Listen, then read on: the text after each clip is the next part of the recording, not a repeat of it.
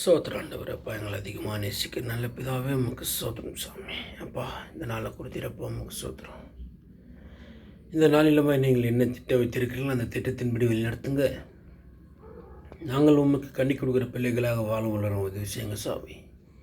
நாங்கள் போகும்போதும் வரும்போதும் நீங்கள் எங்கள் கூட இருந்து எங்களை பலப்படுத்துங்க.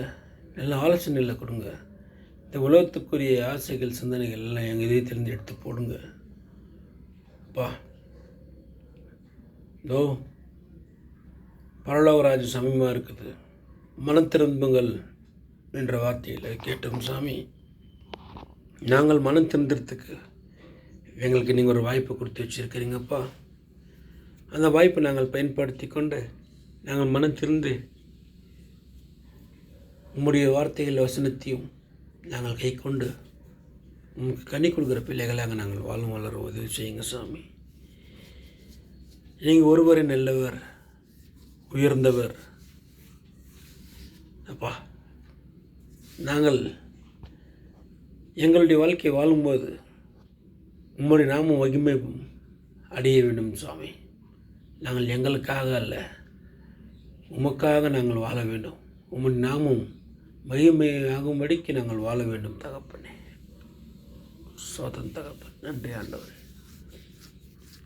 அப்பா, அநேக வேதனைகள் கவலைகள் பட்டு கொண்டிருக்கிற சகோதர சகோதரி தொட்டு ஆசீர்வதிங்க.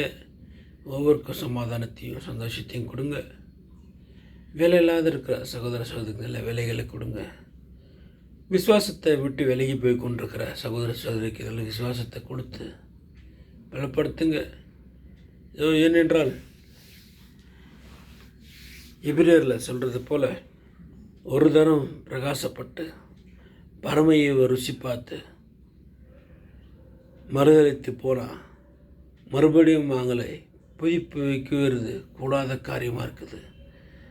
தாங்களே இயேசு கிறிஸ்து சிலுவையில் அடிந்து விடுகிறார்கள் என்று வார்த்தைகளை பார்க்குறோம் சாமி. இவ்வளோ பிரகாசிக்கப்பட்டு உம்முடைய வார்த்தையை வசனத்தையும் எல்லாம் ருசி பார்த்து உம்மை விட்டு விலகி போகாத அளவுக்கு உங்களுடைய ஆவியும் உங்களுடைய சமாதானத்தையும் கொடுத்து வழிநடத்துங்க சாமி. அப்பா, தொடக்கம் முதல் முடிவு வரை ஒவ்வொரு நீங்கள் பாதுகாத்து வழிநடத்துங்க. என் சபை மக்கள், சபை மூப்பர்கள், என் பங்கின் மக்கள், பகுதி மக்கள், இந்த கெட்ட பிள்ளைகள், வாலிப பிள்ளைகள், குழந்தைகள், முதியோர்கள் ஒவ்வொரு கரங்களை போடுறோம். நாட்டு தலைவர்களையும் நாட்டில் இருக்கிற மக்கள் ஜீவங்கள் ஒவ்வொரு கரங்களை போடுவோம். ஒவ்வொருக்கும் சமாதானத்தையும் சந்தோஷத்தை நீங்கள் கொடுத்து ஆசீர்வதிங்க. ஒவ்வொரு தேவைகளை சந்திங்க. ஒவ்வொருக்கும் உம்முடைய சத்திய வார்த்தையை கொடுத்து சத்தியத்தின்படி வாழ வளர உதவி செய்ய வேண்டும் என்று எங்கள் மீட்பரும் இரட்சகரும் உம்முடைய குமாரமாகிய இயேசு கிறிஸ்துவின் உன்னத நாமத்தில் ஜெபிக்கிறோம். ஜீவனுள்ள நல்ல பிதாவே, ஆமென்.